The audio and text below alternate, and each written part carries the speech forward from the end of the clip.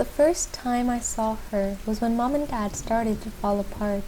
Caustic sarcasm followed cold silence and was followed by angry yelling and Dad smashing things while Mom screamed.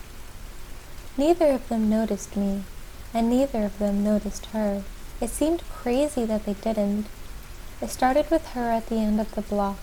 She moved closer daily, some days more than others, depending on how bad things were at home, until she was standing at the fire hydrant down by Kristen's house 2 blocks over, then next to the elm tree where Dad hung the tire swing when I was 3, then at the spiraled gate at the top of the yard, then in the yard next to the bird bath.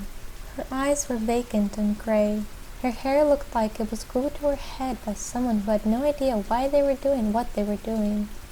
She had an impossible mouth, contorted in a sneer as if she'd suffered an incapacitating stroke. My room was at the front of the house, so she just stared through my window, radiating poison. I hardly slept in weeks. When Dad left, Mom drank herself to sleep in front of the TV.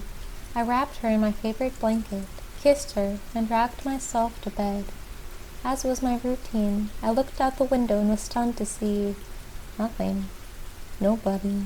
She wasn't there. The air in my room suddenly felt like smoke that crawled down my throat and froze to death.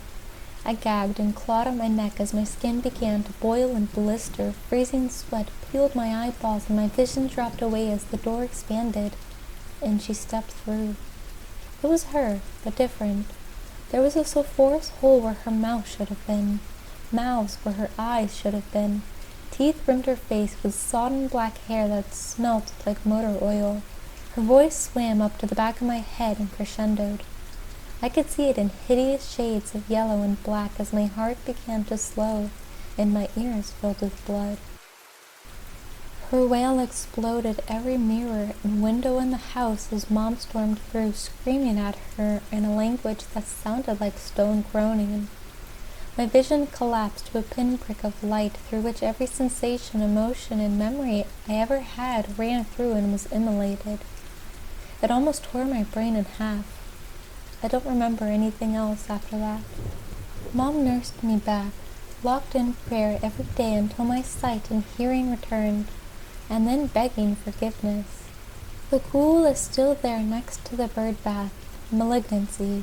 It feeds, Mom says, on hatred and anger. Mom taught me what to say to keep it out, but I can't write it. I don't know how. Does it ever go away? I'm sorry, my darling. No, it's still hungry.